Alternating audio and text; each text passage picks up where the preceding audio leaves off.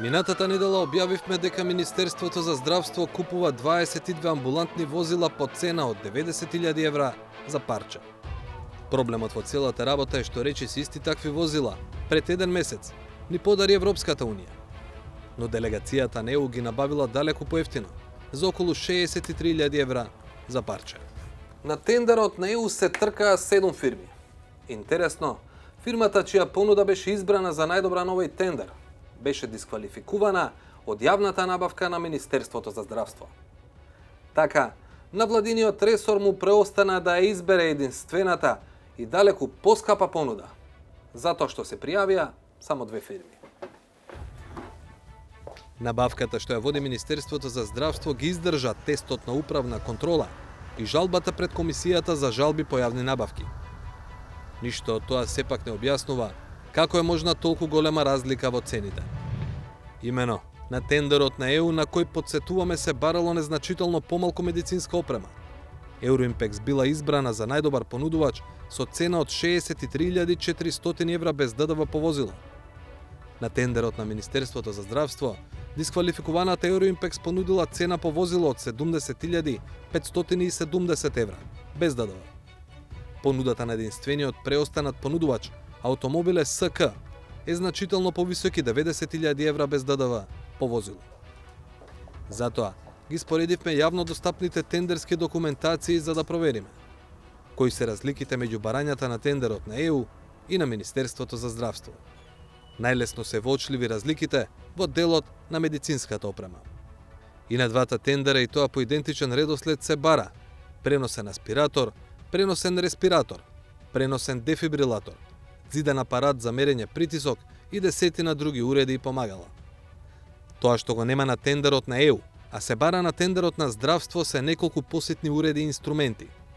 Глукометар, сет инструменти за породување, штипка за папочна врска, сет инструменти за обработка на рани и за отстранување туѓи тела, пулсиметар и заштитна фолија. Според дисквалификуваниот понудувач Euroimpex, дополнителната медицинска опрема која ја барале од Министерството за здравство, а ја немало на тендерот на ЕУ, е со релативно мала вредност. Пазарната вредност е околу 2500 евра. Во делот од тендерите пак за просторот од возилото каде е пациентот, во тендерот на Министерството за здравство, дополнително од тендерот на ЕУ, се бараат и интегрирани 2 термобоксови, еден за ладење и одржување на медикаменти, друг со греач за физиолошки раствор, 2 контролни дисплеи осетливи на допир поврзани со CAN, бус, комуникација или еквивалент. Од дисквалификуваната фирма која патем го добила тендерот на ЕУ со цена од 63.400 евра по возило, велат дека дополнителната опрема ја кренала цената по возило и во нивната понуда до Министерството за здравство.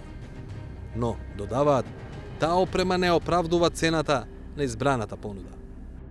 Поради тоа, во нашата понуда на тендерот за набавка на 22 амбулантни возила, цената на едно возило изнесува 70.570 евра без ДДВ, наспроти цената на прворангираниот најповолен понудувач, чија цена е 90.000 евра без ДДВ по возило.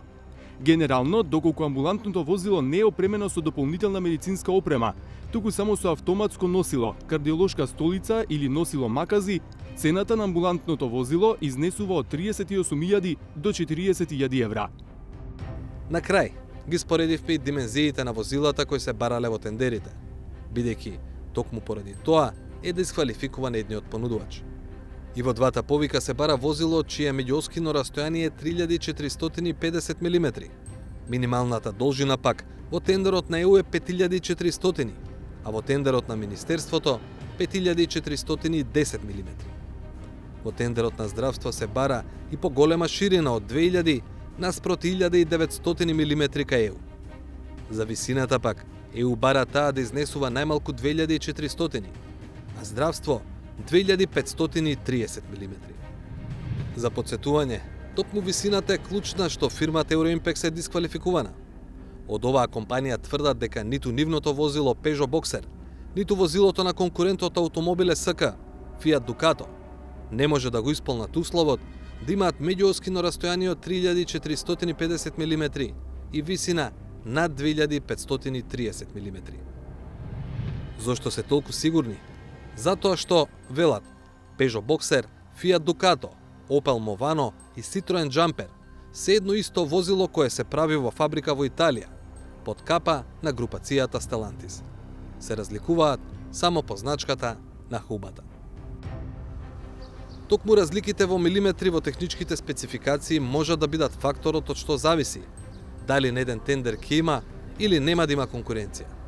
А од тоа пак зависи дали цената ќе се спушти на најниска можна или ќе пројде и повисоката, коментира Миша Поповиќ од Институтот за демократија Societas Civilis.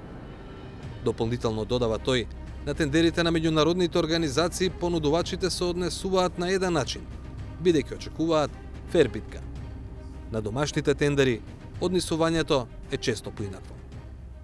Самиот исход во овој случај го потврдува на некој начин тоа правило дека компаниите ги прилагодуваат своето однесување врз база на тие очекувања, заради тоа што не само што е намалена конкуренцијата, него се гледа дека техничките спецификации ја исклучуваат конкуренцијата и вие во тој момент имате запалено црвено светло за тој конкретен тендер.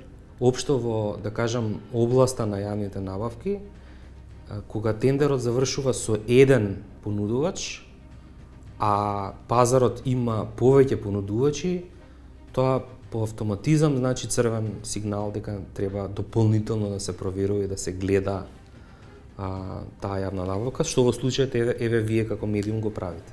Тогаш што би рекле на идејата Европската Унија да не ги спроведува тендерите? Не мислам дека е тоа добра идеја. Мора да се научат институциите дека јавните пари се пари на сите и треба да се однесуваат оние институции и луѓето одговорни во тие институции домаќински со парите.